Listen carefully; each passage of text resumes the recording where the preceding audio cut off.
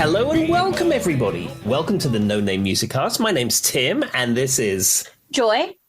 And before we get started on today's podcast, I just want to remind all of our friends and people who listen, check out our Instagram. We're not getting a lot of traffic on the Instagram. It's the No Name Music Cast Instagram. If you just search for it, I'm sure you'll find it.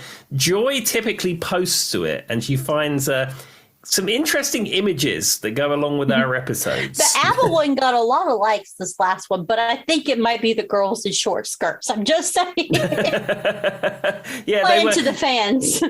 Yeah, and they were all in their top 70s attire as well on American Bandstand. If you don't know what that's a reference to, go back and listen to the last episode. Fantastic. Okay, so let's get going with the episode. Now, we often start our episodes. In fact, we always start our episodes these days with a tip of the day. And I'm going to hand this over to Joy. Do you have a great tip for us today? My tip of the day is to be kind to your IT people. I did it for the HR people. I'm going to do it for the IT people. If you guys can believe this, and this is shocking because Tim did fall asleep like in 1997, and we're not sure if he's awake since then. Tim works in IT. And I've been seeing it a few times. So I was talking to a unnamed person at my work today, and they were discussing about how IT had set them up this beautiful setup that they never had and how it changed their life. And as everybody knows, it's the Great Resignation in America. So certain IT and HR teams may be struggling with that. And my tip of the day is be very kind to them, because when the world goes under pandemic, you need them.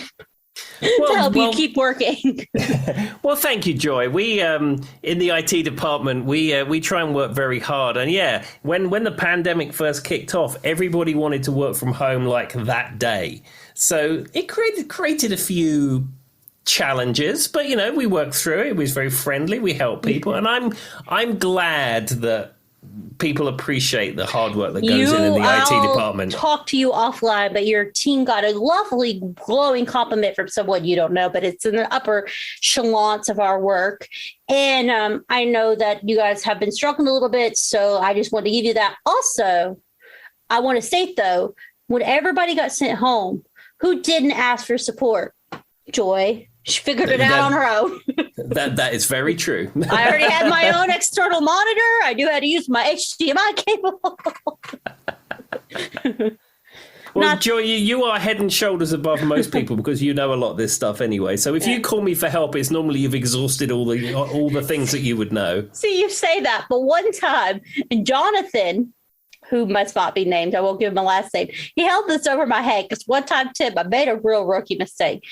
So anyone who knows anything about IT knows everybody's kryptonite. And my husband works in IT. I'm friends with our IT department. I'm a little savvy at it.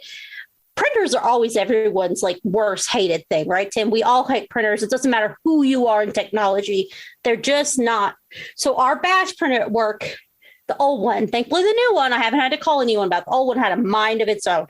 And I was known to be kind of the only person who could like kick it, and eventually it would start working.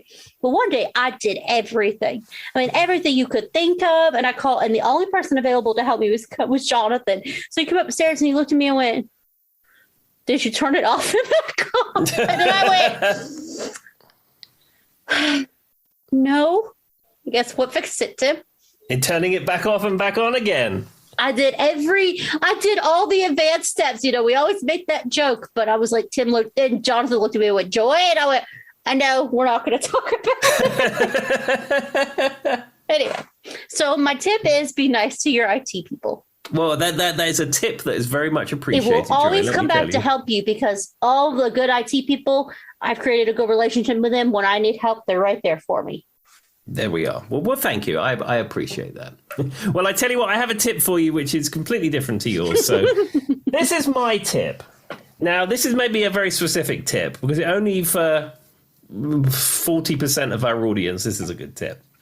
30% maybe of our audience looking at the stats. So as many people know, I never listen to FM music radio. I find it unlistenable on the whole. Like in the United States, we have a lot of classic rock stations and they play the same 10 songs on a loop, or it's top 40 music that doesn't interest me. So I've never really listened to FM music radio, at least for the last 20 years, probably.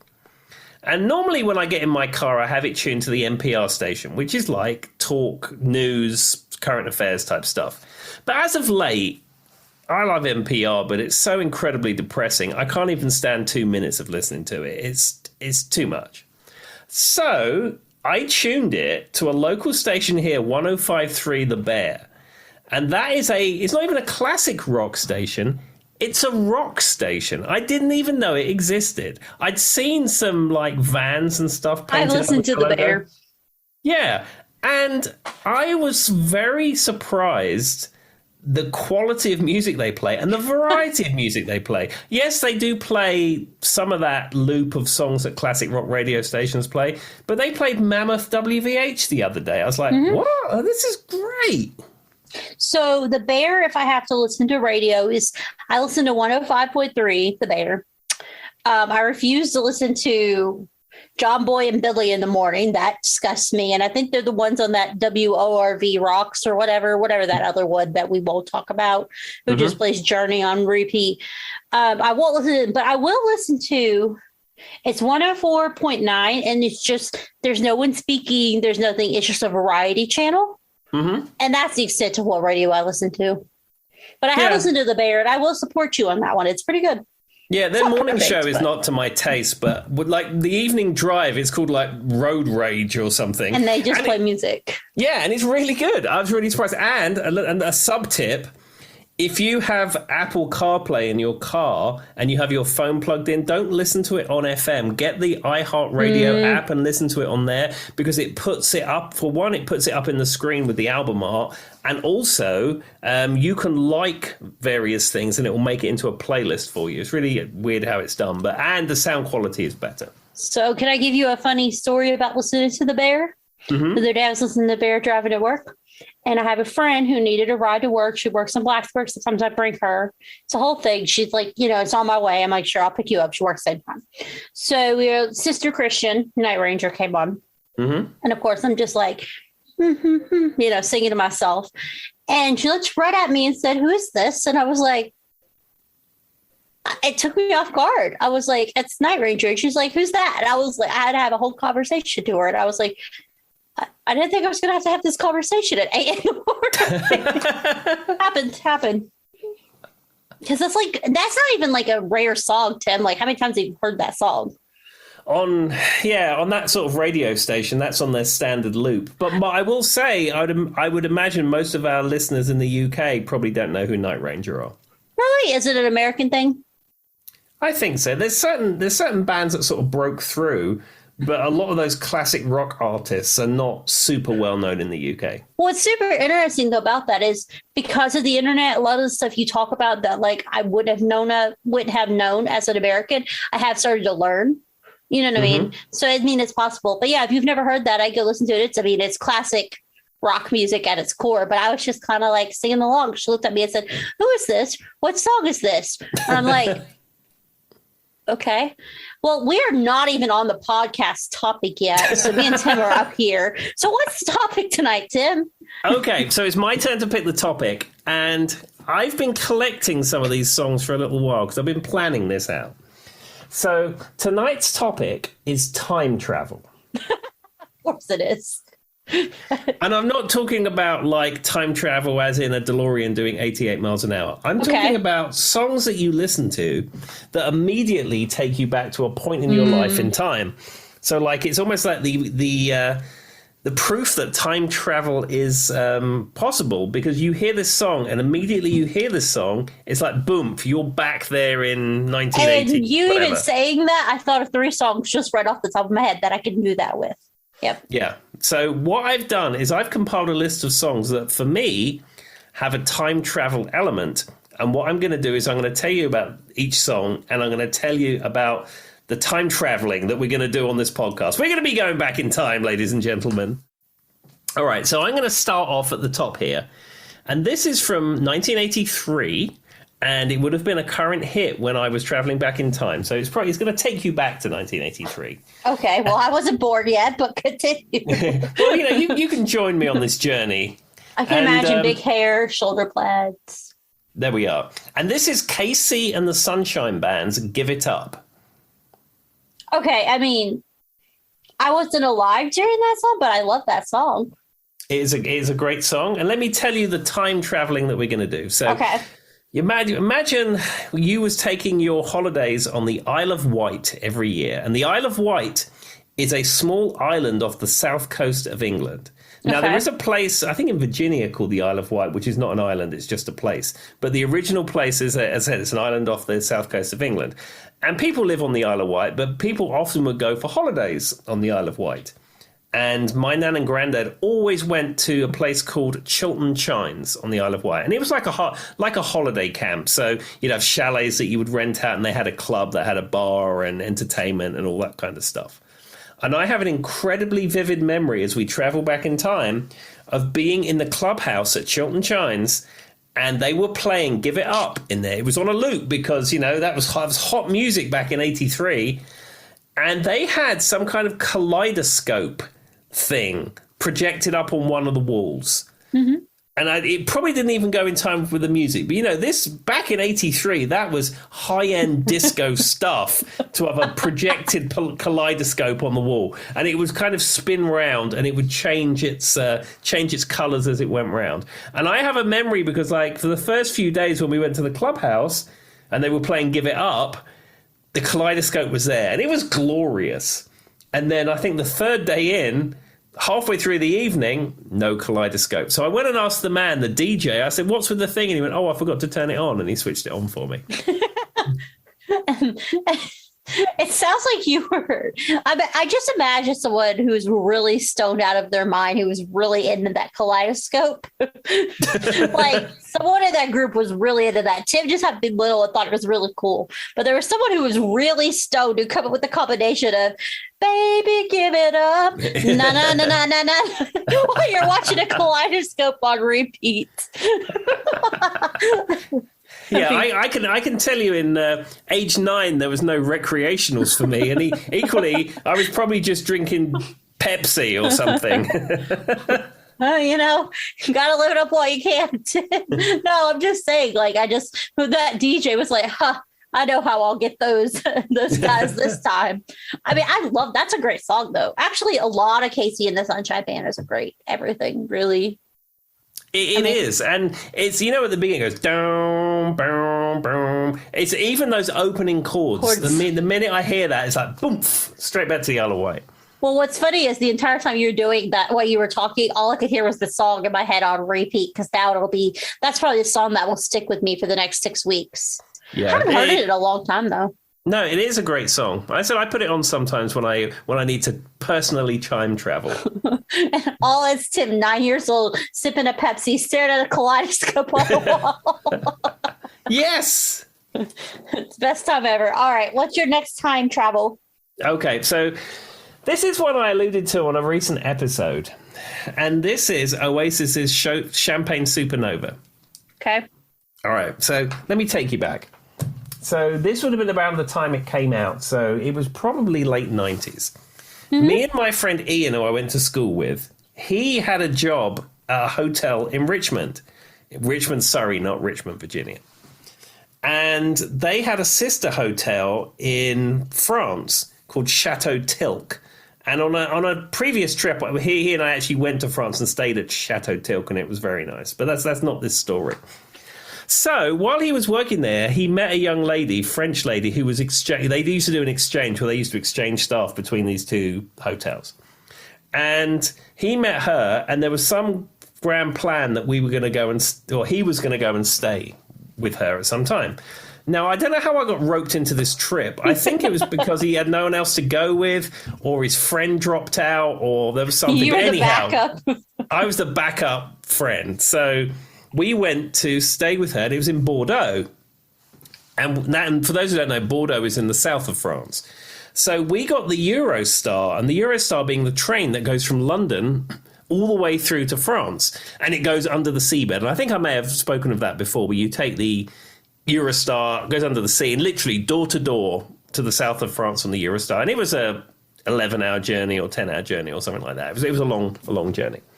So we went and stayed. I can't even remember what the girl's name is at this point, but it's irrelevant for the story. So we went and stayed with her. We had a nice time. I remember I had a stinking cold that week, but anyway, that's irrelevant. And then somewhere near the end of this trip, my friend Ian and this girl, of course, were going to get busy, as it were. And she had a tiny little flat. And he disappeared into it. We were sleeping on sofas and stuff. So he disappears into her room, and of course, they're getting down to business. However, this tiny little flat is the walls are not very thick. Yeah. And they were enjoying each other's company all night. And when I say all night, I didn't sleep a wink because good Lord. Shenanigans were going on all night. And, it's fine. They're adults. It's cool. That's fine. However, me next door just trying to get a wink of sleep is not happening. So, after many, many, many, many hours, it seems, I'd had probably 15 minutes sleep. The sun comes up, and it was a beautiful day. I remember that. And the sun was coming up. The pair of them sheepishly appear. Of course. Yeah. And I think it was her put on an Oasis CD and played Champagne Supernova. Well, Tim, you'll never hear that song the same way again. No, and I can't hear it the same ever again because I said it was like the sun was burning my eyes. I hadn't had any sleep. Them two were like being kind of like sheepish and weird. And yeah, like they it's are. not It obvious takes to me you right without back. a brain. Oh yeah, what did you guys do all night? Oh, I don't know. Yeah, as I said, we're all adults. It's fine. I mean, no judgment No, or it's whatever. not that. It's fine. It's just funny. It's fine, but it's like, yeah, it takes me right back to that moment. Did you ever get any sleep, or did you like pass out at some point halfway through the day? I think I had a nap halfway through the day or something. I can't remember, but it was, I don't know. The minute I hear that song and it has even just the intro, it's just it's like I'm there. I'm back in the south of France. Them two being weird. And it was 7:00 in the morning or something. The sun was coming up, and it was. I can think of a few songs that I could probably relate with, but anyway, well, there's that. The other interesting thing about that trip. Do you remember the Hale-Bopp comet? Yeah, actually, I do know what you're talking about. Yeah, was it Devil's Gate cult or something like that? And they all had the yes, I watched a documentary on it. Yeah. Well, where we were in the south of France, you could see the Hale-Bopp comet really, really clearly. Mm-hmm. And I think it's a lot more south than England is. And I remember one night when we were there, we was off her balcony. You could clearly see that Hale-Bopp comet. Interesting. Oh, go ahead. Sorry. I was going to say, when we got back to London, you couldn't see it as clear. But where we were in France, it was perfectly clear. And the funny thing is that when we left there and then we got back on the Eurostar at the train station, when you board, you can pick up UK newspapers, even though you're in France for the trip. I'm sure people are not reading newspapers these days, but at the time you was. And every newspaper had that leader, whatever that guy's was, I can't remember what the guy's name was, on the cover after the mass suicide thing. That's what I was going to say. That's going to drive me insane because I know exactly who you're talking about because there was a whole documentary on it, but I don't remember. It's on Netflix or something. I'll have to give it a Google after we're done, but I know exactly what you're talking about. Interesting. Well, now... You could also say so. You now will always associate Champagne Supernova with that comet too. Yeah, but it's they more go hand with, in hand. It's more with my friend Ian and his friend getting busy and me being up all night having to listen to them. See, I thought you were gonna say that you played it to like blur out the sound while you were trying to sleep. But you see because equally, I'm a cool dude. I'm not gonna kind of like break up their business. That's for them, And he's a friend. It's fine. It's all good. I just thought you were going to play music to like blare out the sound because I personally have done that one before. But anyway, I went to college at Radford, y'all. It is what it is. There you go. Exactly. But anyhow, that is what Champagne Supernova reminds me of. All right. What's your next song, Tim? Okay. So this one is from 1979. And again, this would have been a current hit when I had this very clear memory. And this is Brian Ferry and Roxy Music, or actually it's probably just Roxy Music in all honesty. And it's Angel Eyes. Are you familiar with that song? Yes, but I don't really know anything else from him. Was he a one-hit wonder? No, Brian Ferry and Roxy Music had lots of hits. Avalon, Let's Stick Together. I just don't recognize him. I'm sure if you played the songs for me, I'd recognize him. I just don't associate him with them. Does that make sense? Yeah, that makes sense. But anyhow, Angel Eyes, it reminds me at age 79, so 4 or 5 years old, however I was, it reminds me of walking to primary school. Of course. And that song has a very pounding beat to it. And I just remember walking to school, to Grove Road School in Hounslow. Again, another one for our bingo card listeners out there. And I don't know, I just remember walking along at the same pace because it was on the radio. So you were matching the sound. You know what I've always wondered, Tim? I've thought about this a long time. So, when you were younger and you would have headphones in or something, whenever you have your own headphones in or whatever you're doing and kind of like blurring out the world, it always used to feel to me that I was playing my own theme song. Mm-hmm. Probably very stereotypical and very selfish, I guess, self-centered. But for some reason, I always thought that I was playing my own theme song.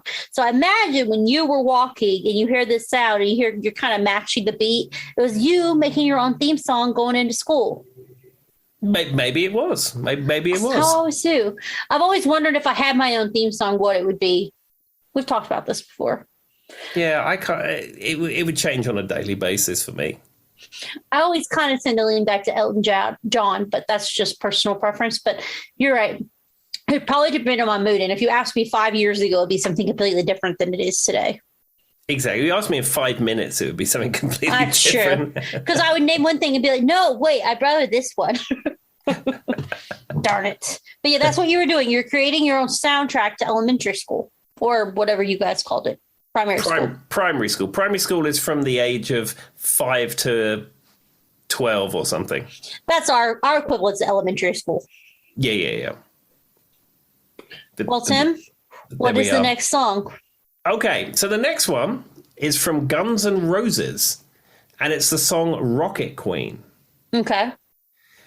And as we travel back in time on this one, as you're traveling with me in this virtual DeLorean, this was the first time I ever went outside of the UK. So I went with my granddad to stay with his brother in Germany, and it was on a coach trip.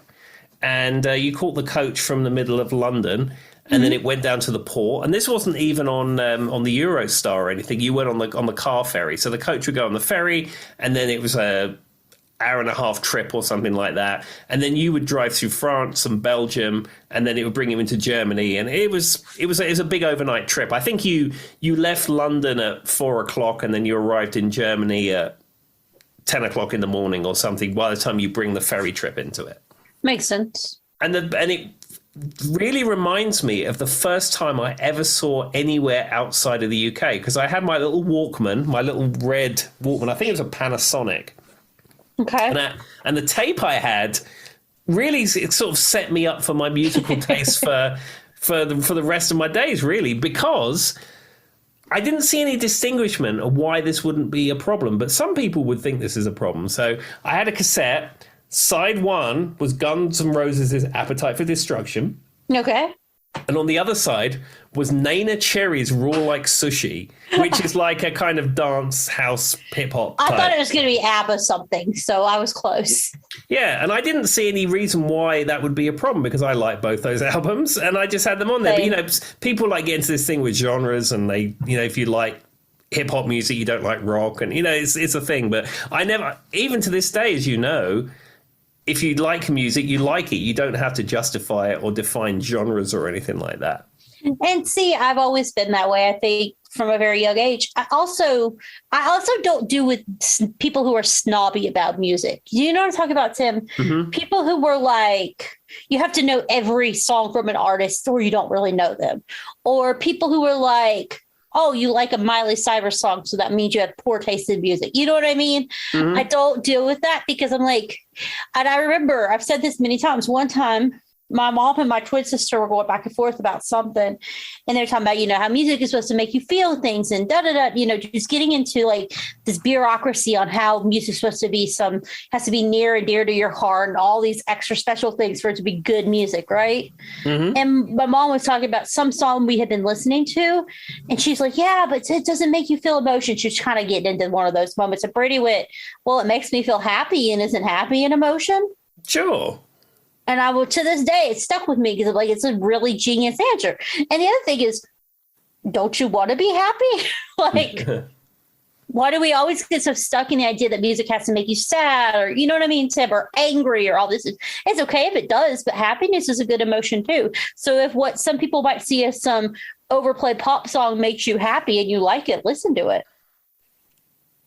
Yeah, absolutely, 100%. Yeah, that's just the way I stand by it.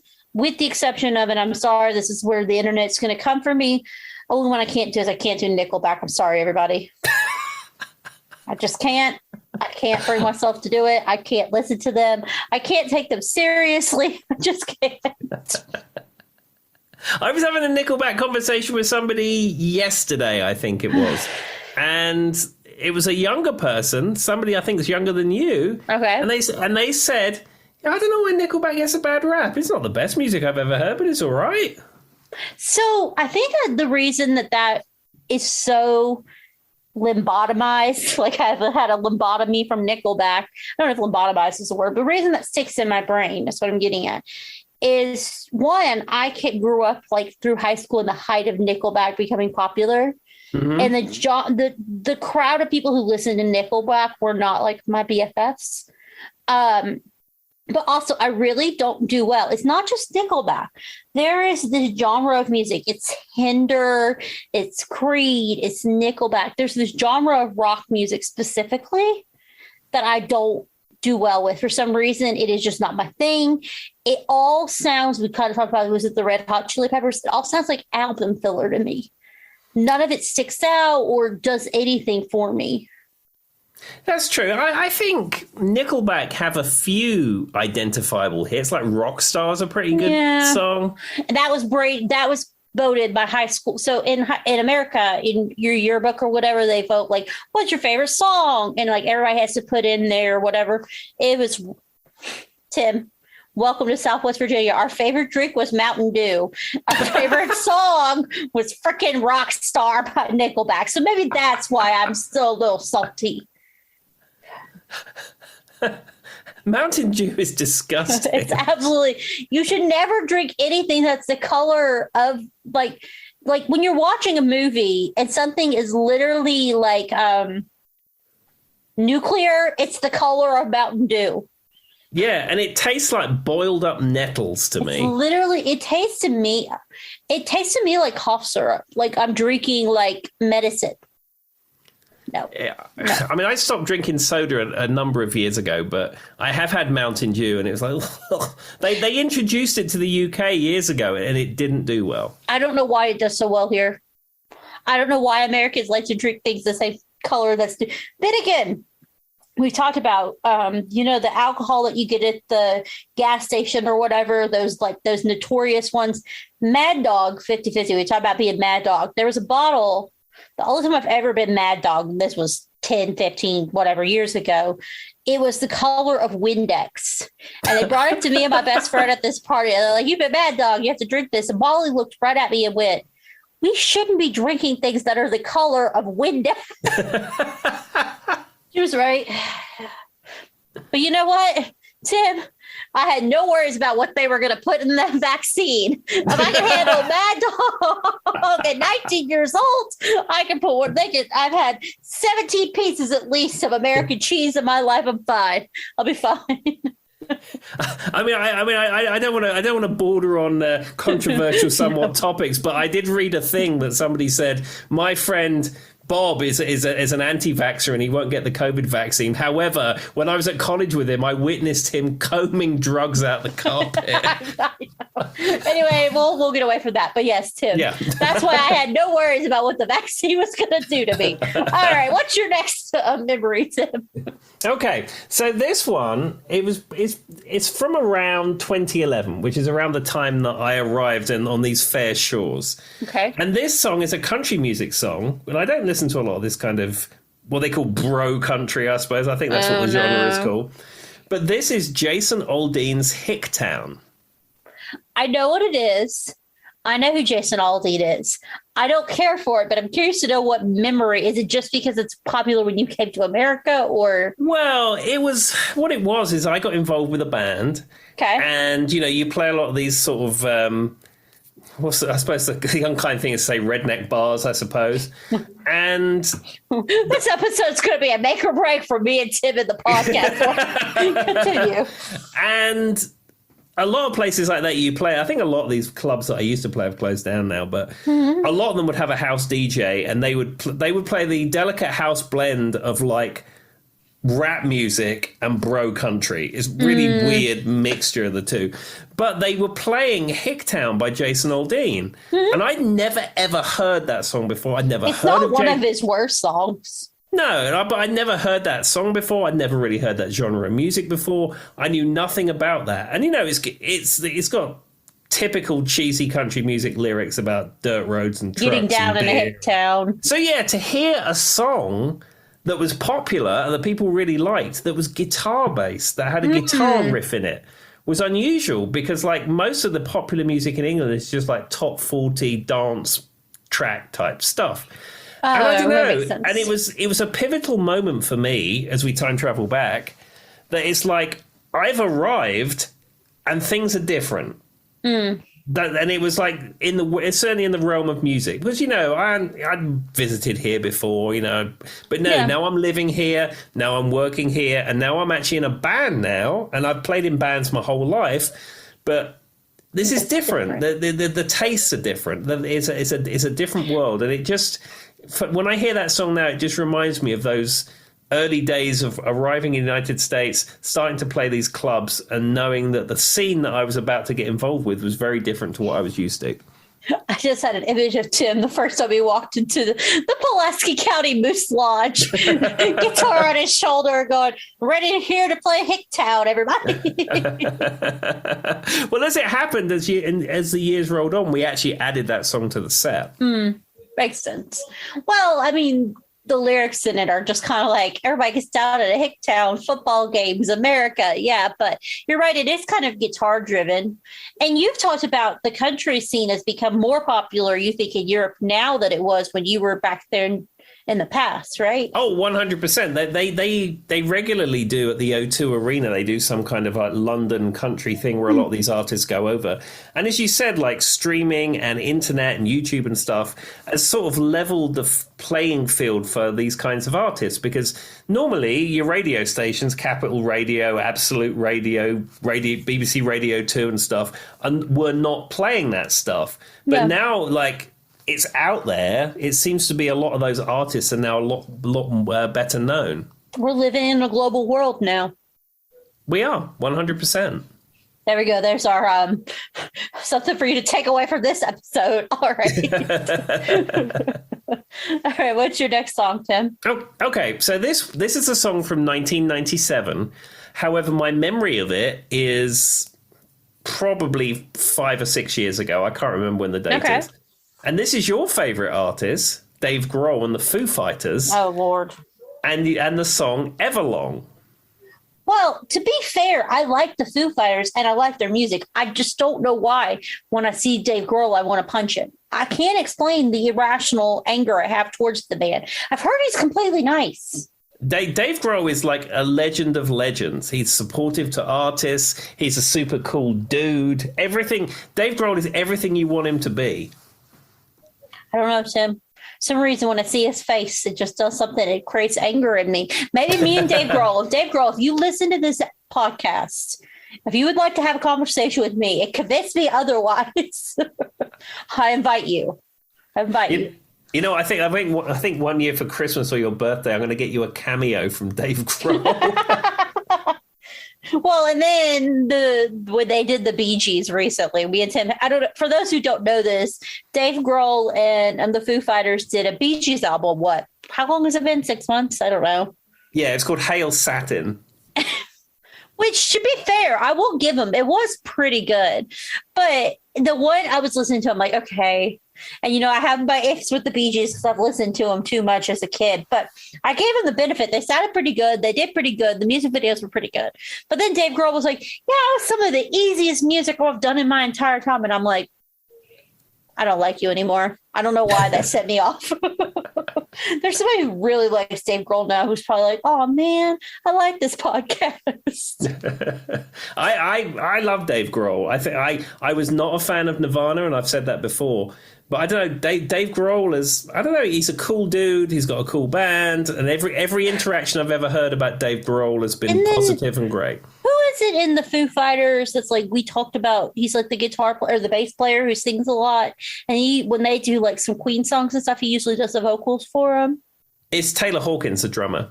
He's the drummer. Okay. He's pretty, I mean, I actually really liked him too. I like the Foo Fighters. I listen to their music and I think that guy's pretty cool too.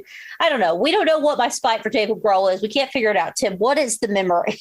Okay. So I was a big fan of The Late Show with David Letterman. I found David Letterman's humor utterly hilarious. And even back in the 90s, I used to have satellite TV. Long before anyone else had it. And they had like Dutch and foreign TV channels. And there was one of the Dutch channels used to carry The Late Show with David Letterman because no one in the UK was showing it. Okay.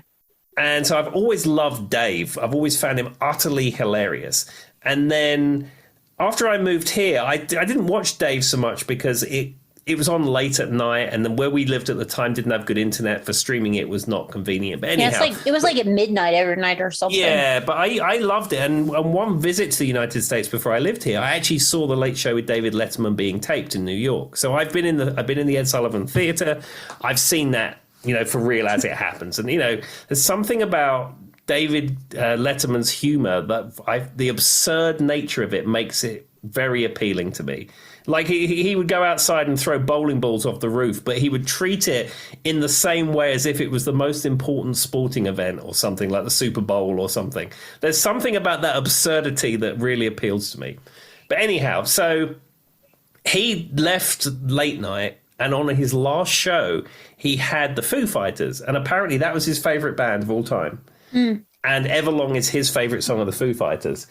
And they played on a show years ago when he had heart surgery. He had a quintuple bypass surgery. They was in the middle of a tour. They cancelled a date to do this, flew to the Ed Sullivan Theatre and played the big comeback show for Dave. So, him and Dave are all intertwined. Yeah. So when it came to the very final show, at the very final segment, he wanted the Foo Fighters to play Everlong. And they started playing it, and then it cut to like this montage of all the stuff that had gone on The Late Show. So whenever I hear that song now, I just think of that montage and how much I loved David Letterman, but how sad I was when I watched the montage because I knew Dave was done. That was the end. What bypass did you say? Quadruple? I think it's quintuple. I think it's all of your valves get bypassed. I didn't even know that was a thing. I thought when all of them went, you were just gone. Wow. I don't even know I knew you could do that. Yeah, it was full. I know that it was full on heart surgery for him, and it wasn't guaranteed that he would make it because it was such a big heart surgery. Well, that's an interesting though, because like, you know what I always think of when I think of like a montage. Do you remember that Vitamin C song, Graduation? As we go on, we remember. Do you remember that song, Tim? I don't know if I know that one. What? Okay, so there's a song. There was this girl. She had 2 songs. I want to say she was European. Maybe she was Canadian. Her name was Vitamin C. And she did like 2 songs. And she was known for, she did this song called The Graduation song or whatever. And it's like, as we go on. Anyway, she goes through the song, right? And my 6th grade, when I graduated from high school, every single one of them always used that song to play with the photos and like, you know what I mean? Your montage or whatever. I remember I was so mad when I went to my high school one. I watched the montage. I wasn't in any of them. I was in no pictures. None. I don't know how. I was in sports. I was in choir. I mean, I was in things, but for some reason, I literally made it into none of the photos when I went my senior night to the little thing. But it's always that song. I'm going to have to sing you that song because I can't believe you don't know it. She also had another song that I can't remember. And she was, I mean, I don't know if her doing anything else, but her name was Vitamin C. I thought she was like European. Oh, apparently she's American. I just assumed because of the sound. Her real name is Colin Ann Fitzpatrick. Yeah. I was going to say, I didn't think... Smile. That was the other one. Yeah, Vitamin C was her given name, I didn't think. And to be fair, I don't know where Vitamin C is anymore or why she went by Vitamin C. But she wrote one song that she probably made billions off of because every high school in America, every middle school, everywhere uses this song. It's kind of like Green Day's Time of Your Life. It's kind of thing, which is also used at every. So if you weren't hearing the graduation song by Vitamin C, you've got Time of Your Life. Those were your choices. you got one or the other. That was all you were going to get. America was super creative at graduations. The pageantry of it, I guess. There we are. Anyhow, all right. Well, let me move on to another one. So. This is a Christmas song that was not observed in this time-traveling moment at Christmas.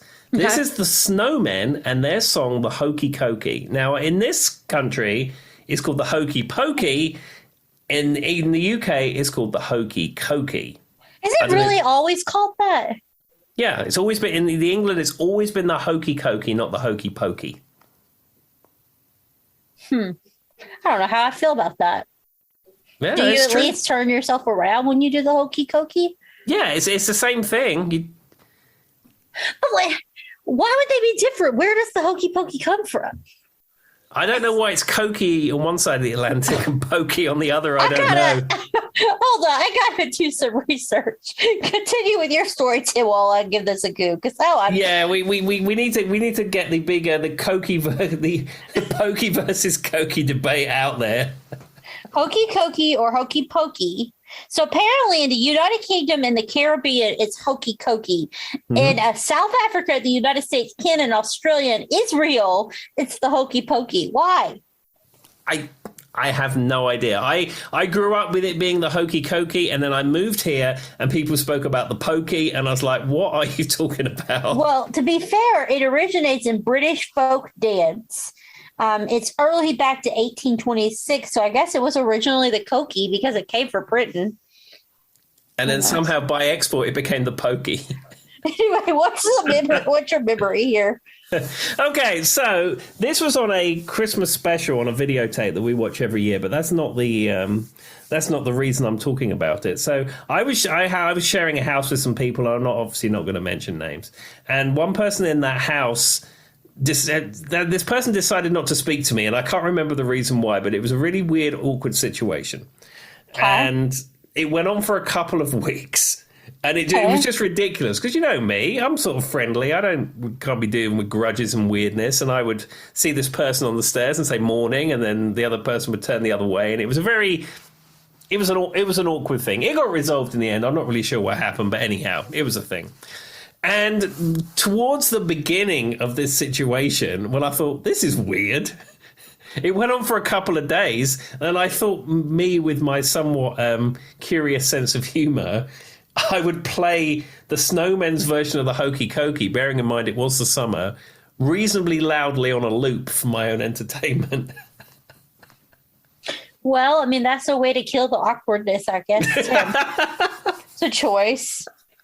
It didn't work, but from here on in, whenever I hear the Hokey Cokie by the Snowmen, it somewhat takes me back to this particular house I was sharing and the awkwardness of this person not wanting to talk to me for a while. Well, I mean, that's fair. So I have gave it a goog, and I cannot determine why it became Pokey in certain countries. Basically, whoever recorded it in America changed it to Pokey, but no reason as to why. They just thought it sounded better. Maybe because Cokie sounded like Coke, which makes people think of drugs. I don't know. Maybe it's something to do with Coca-Cola. I mean, that's possible too. I can't tell you what the hokey Cokie debate is, but that one blew me because I've never heard that one, Tim. That was a new one. There we are. See, all the latest news I'm bringing up for you on here. It was only developed in like 1863, but we're bringing it hot, y'all. Every person though who was in Europe was like Pokie, and every person in America was like Cokie. What the heck? Yeah, I'm sure. I mean, when I look at the stats, we have listeners all over the world, and in fact, nearly all those countries that you mentioned. So they're all going Pokie, Cokie. What are you talking about? I know, because it's weird. Because why? Why would you? It's just a nursery rhyme. Why would you need to change it? I need answers. If anyone knows this, please go to our Facebook page and tell me. I can't find it on Google. Interesting. Dear. Anyhow, shall we continue to time travel? Yes. Okay, so this song is from 1988, and it's Fairground Attractions Perfect. Do you remember that song? How does it go? It's got to be perfect. Yeah. Okay. All right. So it takes me back in 1988. I was at Lambton School, secondary school. And they did a trip where they would go to Northumbria, which is like in the north of England. And it was on the radio and it was being played. And whenever I hear that song now, it just takes me back to that trip on to Northumbria. Now, did I ever tell you the story about when the roof of the minibus exploded? That's like one of the first or second episodes of No Name Music Cast that I laughed for like 36 minutes straight. Because I kept thinking about, God, if that happened today, everybody and their cousin would have been sued. Yeah, so just to recap, if you haven't gone back to listen to the first episode. So I was on a coach trip on this Northumbria thing, and they had like a skylight on the coach, and we pulled into the hotel that we were staying at, and it had like some kind of how would you describe it? Like a low roof type thing that a car would pull into. And as coach came in, and you heard and then a bang, and this skylight exploded all this glass that landed all over us, and we were all kids. They're like pulling pieces of glass out of their hair as they're getting off the bus. Yeah, and it was different back in 88. No one was suing anyone. Somebody probably got a brush and combed glass out of their hair, and that was the end of that. Good Lord. So I've talked about, I used to travel to do show choirs, and we go to performances and things like that, and competition and stuff back when I was in my youth. And so we would go by bus a lot to different things. And we had this one bus driver. I swear to you, Tim, we went to Atlanta, Georgia, which for those who don't know is a major city. And we were going to watch a Braves baseball game because we, during our off time went and did fun stuff, whatever. Mm-hmm. Which, I mean, sports, whatever. But I was there. I was going with my friends. It was fun. We had to see all the way in the back. I swear to you, I had to be 30,000 feet to the air. If you've never been to an actual professional football or baseball game or something, the stadiums are huge. Sure. Just so you know. But anyway, so before I got to go sit up in the air for however many hours, our bus driver, I mean, this guy had to be, I'm sorry. Yes, it was downtown Atlanta. Yes, traffic was terrible, but we had the world's worst bus driver in the history of the world. So, there were multiple times when I was on that bus, he rode over the sidewalk with people on it walking. Oh, goodness me. When we went to that Atlanta's Braves game, for some reason, we happened to be, so we had to park in the bus parking or whatever, the big parking lot. And there wasn't very many buses at this game. I don't think it was like a major game. I think it was early in the season or something. We just happened to be there. So we were the only bus in the entire parking lot. And somehow he still ran over the curb. In the middle of the parking lot. There was one time he backed into a fence. If it had been the skylight, Tim, he would have taken it out too. Worst bus driver in the history of the world. And at one time he asked us all to be quiet because he needed to focus while driving. I'm like, maybe you need a new job. Don't bus around, 16-year-olds in downtown Atlanta and you can't handle noise. I'm just saying. And you know that his brother lived in the UK and was driving a bus, and he busted out the skylight. Yeah, it was his cousin, his brother, his niece, somebody. But yeah, I still to this day think, I wonder whatever happened to him. I'm wondering if my teachers reported him because I remember they were mad when he he literally backed into a fence and then drove off. I don't know. He didn't even stop to see if he did any damage or anything. He just kept driving. This is almost an injury story. This is almost an injury story.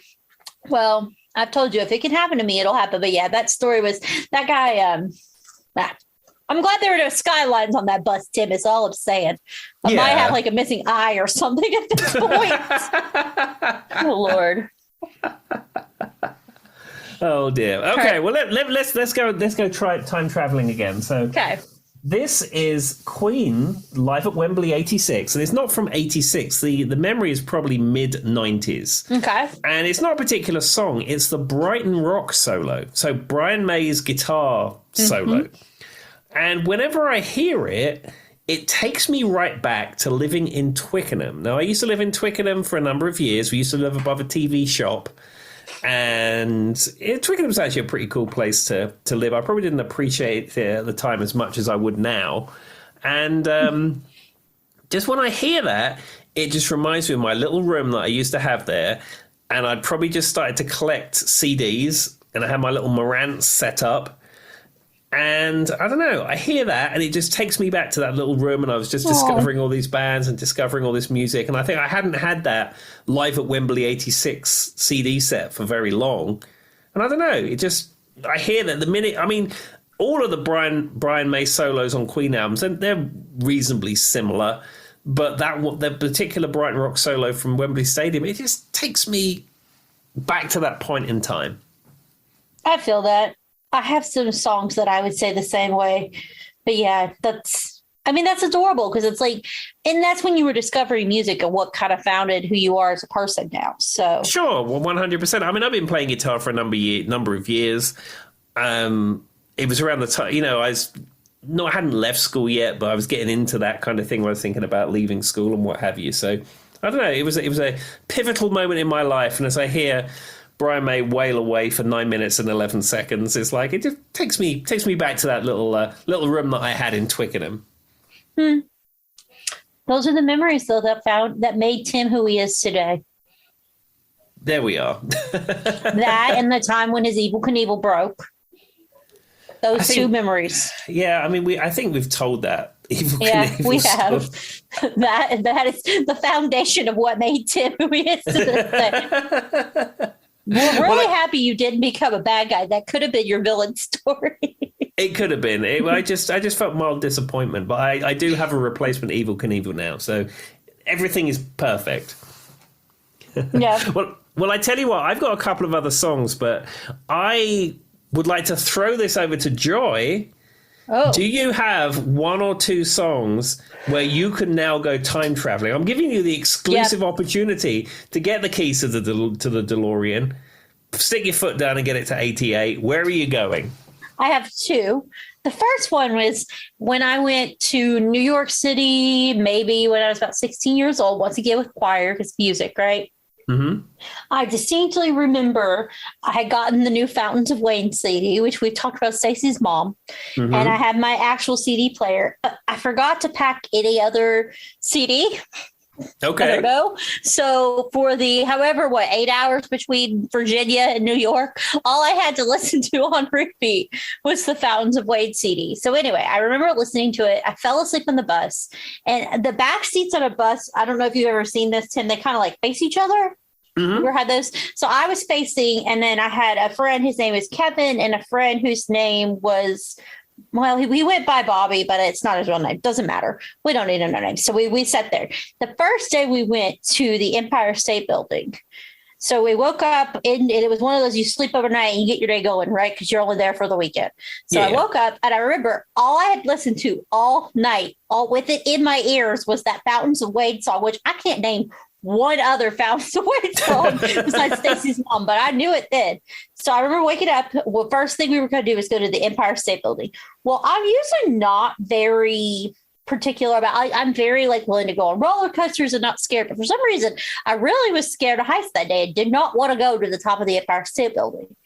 And my friend Kevin and my friend Bobby, who were there with me, were like, well, you don't know if you're going to come back here, so we're not going to let you not go. And I'm like, you can't force me. They picked me up, carried me into the elevator and pushed the button and took me to the top of the Empire State Building. So now every time I think of Stacey's mom, that's what comes to mind. Oh, that's a good memory. I've been up the Empire State Building, but I did not listen to Fountains of Wayne on a loop while I was doing so. I don't know why in my right mind I didn't bring any other CDs with me. I had a huge collection, Tim. I don't know. Packing wasn't my strong suit. So my other one is going to be related to a movie, but it's also related to choir. So there was this movie that came out. I don't know. It was like about a girl who was like a Disney princess, but she comes to life. It doesn't matter, Tim. You would have never watched it anyway. But there was this song on it. And it's like, da, da, da, da, oh, how do you tell her he loves you? Da, da, da. Anyway, it's just like it had like a bongo sound to it. So we watched it on one of these coaches to wherever we were going. I don't know, Chicago. I went all over the world with these things, but well, not everywhere, all over the United States, but we were traveling somewhere and we had heard that song. And in that movie, it plays like 5 times. And it's just the same rhythm. How do you tell her she loves you? Da, da, you know, whatever. It's about true love. But what was funny was I was on a bus with a bunch of choir kids, right? Mm-hmm. So for the entire trip, everywhere I went, when I was walking past one choir, I remember the first time we heard it, we went to just like a rest stop. And in America, our rest stops tend to just be like off the interstate. You just pull off. It's where you can, go to the restroom, and there's usually like drink machines or something, right? And walk around, walk your dog, whatever you need to do. So we stopped. And I remember I heard, how do you tell? Like 4 people were singing it under their breath when we got off the bus. And that was the moment I knew I'm never going to outlive this song for the rest of my life. And the entire trip. And I mean, you've got all these musical people on one bus who are, I have never heard the same song so many times. Every time I turn around, we would be going to the store, and at least one person near me, I'd be hearing, how do you tell? I'm like, oh my God, I'm never going to outlive this song. I don't even remember what the movie was. It doesn't matter. I want to say Ella Enchanted might have been what it was called, but don't quote me on that. I don't know. But that one rhythm, it's the same thing. The whole song just plays in the same rhythm. But I mean, I've never heard more of an earworm.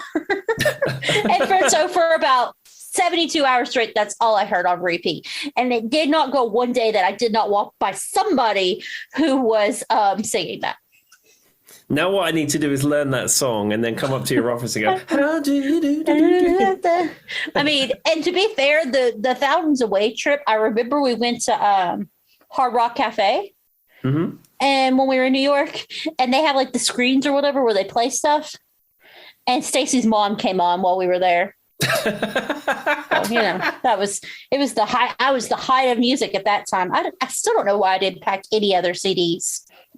And plus, you was in New York City at the time. They would have had a massive Virgin Megastore, and I think maybe an HMV or Tower. Something. Tower Records, huge Tower Records. I don't know, Tim. But then, to be fair, I don't know. I mean, we walked all downtown. I bought tons of stuff. I don't know that I ever went into. I bought lots of clothes. Maybe if I had bought more CDs, I wouldn't have road for the clothes I brought home from H&M. I don't know. I can't tell you, Tim. Oh, well. Well, there we go. I thought I'd give you the opportunity there just to grab the keys and do a little bit of time traveling too. I think your last conversation about buses had me thinking about bus stories. All right. Well, that's it. Bye. See you later. Bye-bye.